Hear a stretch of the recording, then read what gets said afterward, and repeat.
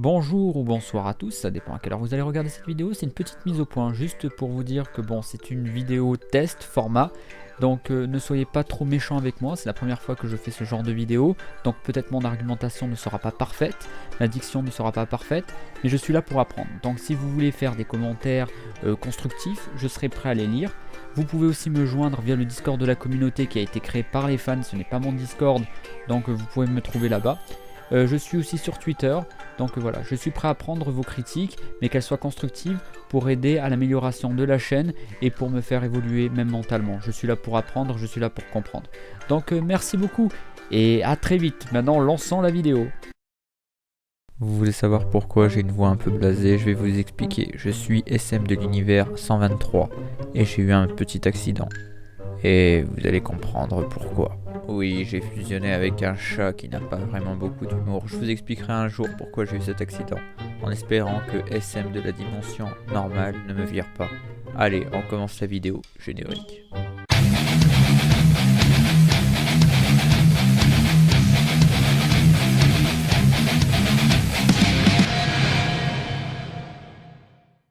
Dans la vie, on a de l'espoir, et des fois on est heureux, et des fois malheureux. Des fois on espère que quelque chose va se réaliser, et on espère que des fois cette chose va nous procurer un certain plaisir.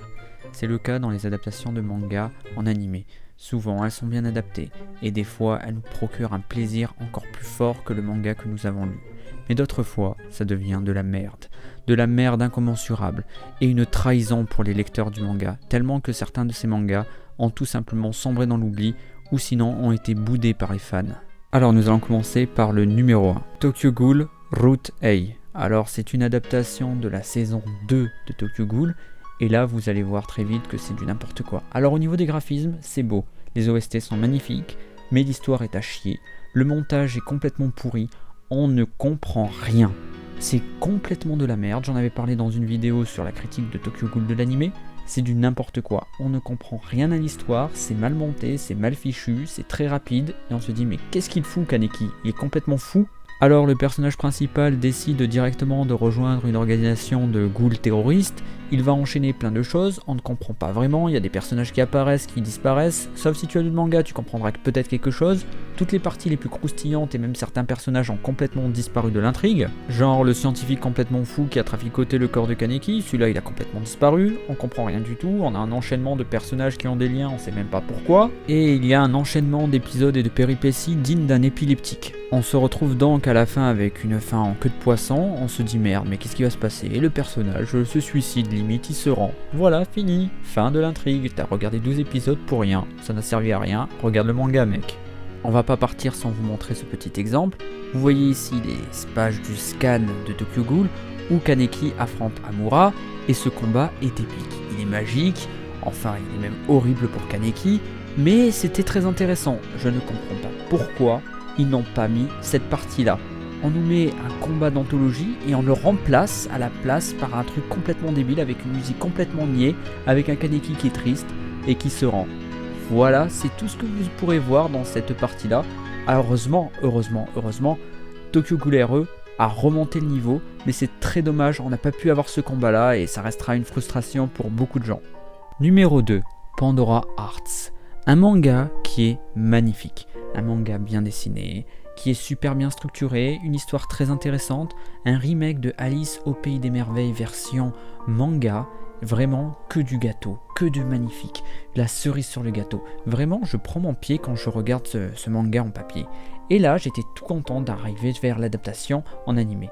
Et là, à part les OST qui sont magnifiques, l'opening et l'ending, le reste, c'est du n'importe quoi. C'est mauvais, c'est mal dessiné, l'ambiance est pourrave, et la fin est complètement pourrie, comme un peu Dragon Ball Super quoi. Bon, ça c'était le petit tacle, mais c'est vraiment du n'importe quoi. On se dit même, mais pourquoi on a regardé ça? 25 épisodes de pure torture. C'est lent, le rythme est mauvais, et l'ambiance n'est pas tip top.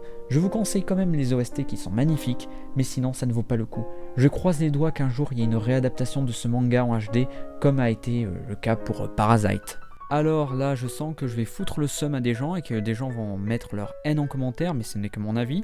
Nanatsu no Tensei, j'adore les scans, je n'ai rien à dire, le manga papier est top. La saison 1, je n'ai rien à dire dessus. Elle est très bien montée, ça va, c'est top, c'est bien fait. il n'y a pas trop de soucis. Mais la saison 2, mais c'est une super déception, c'est n'importe quoi. Les mecs se sont torchés les fesses avec les fans, c'est du n'importe quoi au niveau de l'adaptation.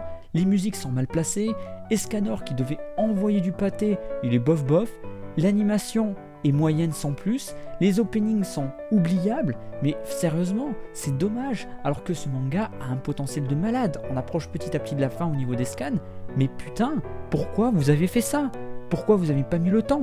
Quand vous regardez SNK ou d'autres mangas qui sont vachement mieux en adaptation, vous n'êtes même pas capable de nous fournir quelque chose de génial.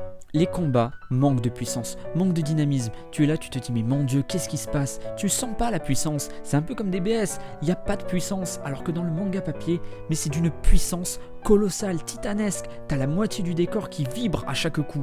Et c'est vraiment dommage, sachant que ce manga il avait un fort potentiel, là il a été rabaissé. Là on se demande, mais qu'est-ce qui s'est passé ? Est-ce qu'il n'y avait pas de budget ? Est-ce qu'il y avait un souci ? Alors que Nanatsu no Tensei c'est quand même un manga qui est dans les tops des shonen, c'est qu'il y a vraiment quelque part un problème dans l'industrie japonaise. Je ne sais pas pourquoi, mais en ce moment c'est une catastrophe. Sachant que je vais peut-être encore me répéter, mais la saison 1 de Nanatsu no Tensei est très très bonne. Tu peux la revoir, la re-regarder, il n'y a pas de souci. Tu auras toujours du plaisir, tu auras toujours des bons moments. Alors que là, non, je suis désolé, c'est une trahison pour les fans. Et je vous conseille de lire les scans ou d'acheter le manga, mais d'éviter cette adaptation en animé qui est tout simplement bancale. Et encore là, je vais donner encore un exemple. Vous avez le combat entre le mythique Escanor, qui est l'un des personnages les plus puissants du manga, contre un des démons, Estarossa.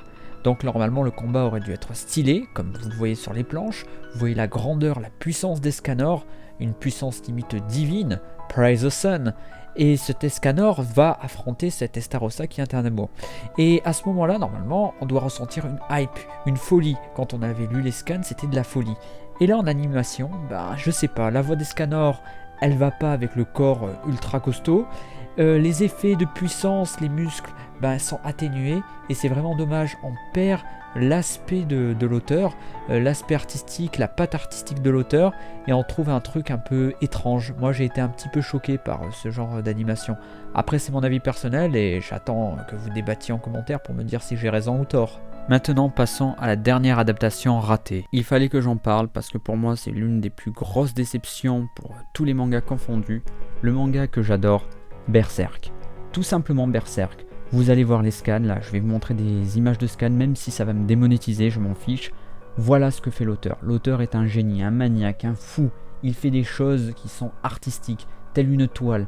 Chaque page du manga est remplie de détails. Pour moi c'est un chef-d'œuvre, le manga est magnifique. Mais sa retranscription en animé déjà a été douteuse dans les années 90, elle était complètement pourrave même. Mais là c'est catastrophique, imaginez vous mélanger un manga aussi magnifique, aussi artistiquement beau avec de la CGI dégueulasse. Et attention, dans SNK, même dans la saison 3, il y a de la CGI, mais elle est tellement bien maîtrisée qu'on ne la voit même pas. Et le pire, c'est que l'opening est trompeur. On va te dire, waouh, regarde les graphismes de fou qu'il va y avoir. T'es motivé, tu te dis, waouh, je vais me taper un truc énorme, épique et tout. Et derrière, tu as la CGI complètement dégueulasse, complètement grotesque. T'as pas envie de la voir, t'as pas envie de la toucher, tu te dis, mais putain, mais c'est vraiment ignoble, c'est vraiment exécrable.